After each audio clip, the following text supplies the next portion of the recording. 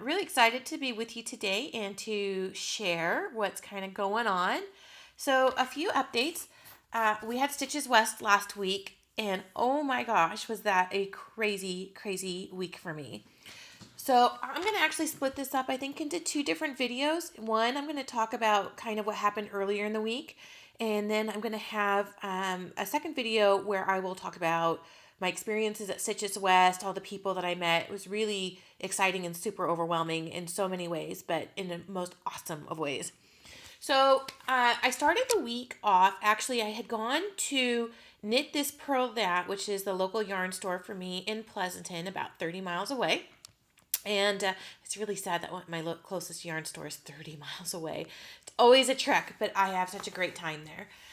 What I found was that Stephen B and Stephen West were actually going to be at the store that day, and I was so bummed that somehow I had missed the emails announcing that.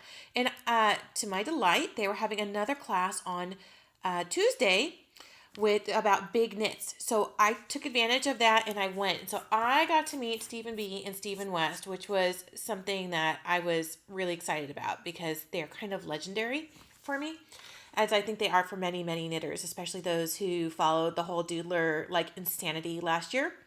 So they are super nice, really chill guys, a little bit different than what I had expected from watching like Stephen B TV or some of the other things where I've seen them kind of talk. I had expected really big, like outrageous energy and kind of feeling a little overwhelmed by speed, and that was totally not the way it was. They were really friendly, really approachable. They had really great ideas.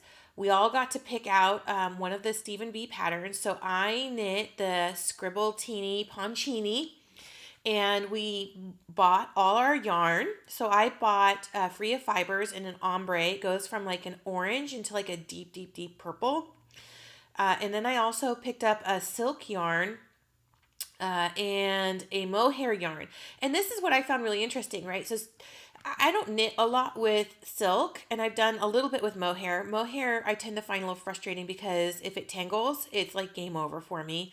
Although I did hear a trick recently about putting it into the freezer to help detangling. So that it affects the fibers and makes it easier to detangle. So that's something that if I do have that issue again, I'll try.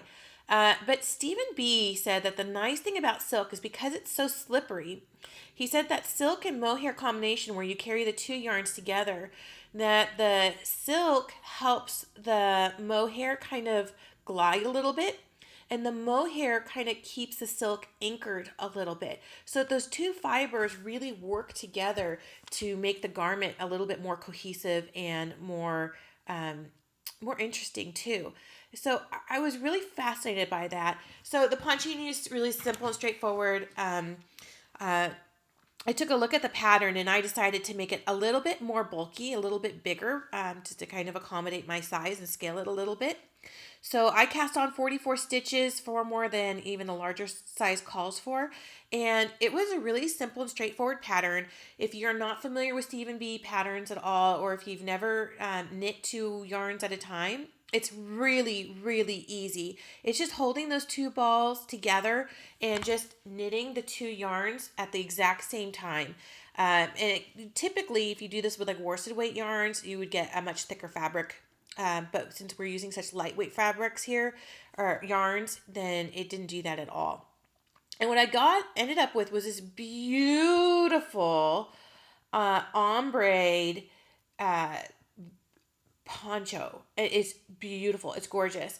I knitted on a size 15 needle. If I had to do it again, I might even take it up to a size 17 needle and just really get it some really big loft and really big airiness.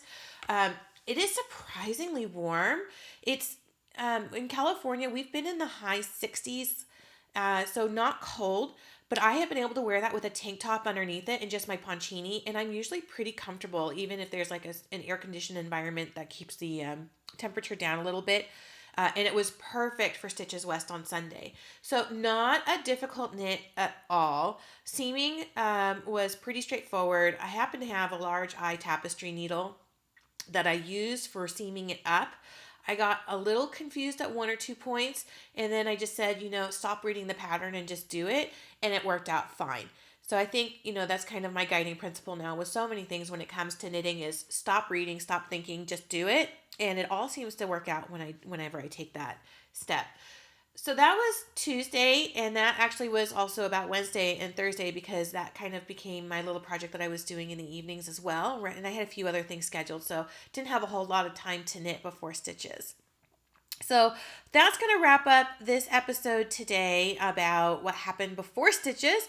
And then I'm going to talk next week about, in my next episode, about StitchesWest and what a fantastic experience that was. So thanks, companions. Hope this was great. Let me know what you think. And if you can give me any kind of ratings, those are really helpful for people to find me and to kind of get more exposure to what we're offering here at Knitting Companion.